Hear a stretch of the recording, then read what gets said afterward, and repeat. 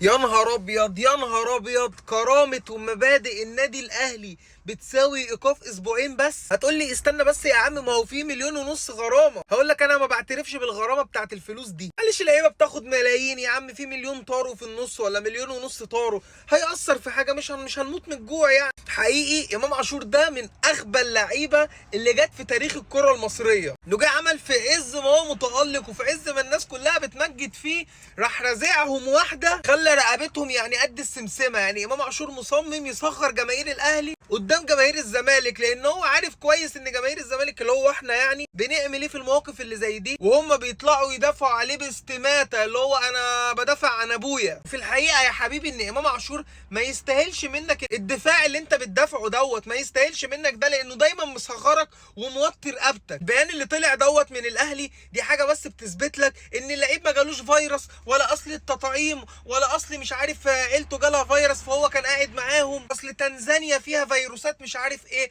عشان تعرف ان كل ده كذب وكل ده كلام بيضحك عليك بيه. ولما الموضوع اتشاف ان ما ينفعش يتدارى وان الكذبه دي محدش مصدقها، الاهلي نزل بيان يعني قال لك فيه ان الغرامه والايقاف فده معناه ان اللعيب هو قاعد بمزاجه، ان اللعيب ما راحش وما سافرش بمزاجه وعلى كيفه، واللعيب شايف ان كيفه هو اللي هيمشي، مش مبادئ الاهلي ولا قوانين الاهلي ولا اي حاجه. وعايزين تخصموا لي اخصموا لي، ايه يعني ما تخصم لي مليون ونص؟ ايه يعني لما توقفني اسبوعين يا عم؟ ده انا هرتاح حتى بدل ما اقضيها سفر ومعسكرات وبتاع، اقعد اتمرن اسبوعين في النادي على روقان ومش هيفرق معاه الدنيا، قاعد ملك ملك. حقيقي حقيقي حقيقي شابوه لامام عاشور، انت يا ابني برنس، والله العظيم برنس. يعني انا لو منك كنت رحت فعلا الاهلي، قاعد باشا ملك زماني في الاهلي، بعمل اللي انا عايزه ومحدش يقدر يقول لي تلت التلاته كام، ومحدش بس يجي يقول لي اصل بص الغرامه وبص البيان، عشان ده كله كلام فارغ يعني.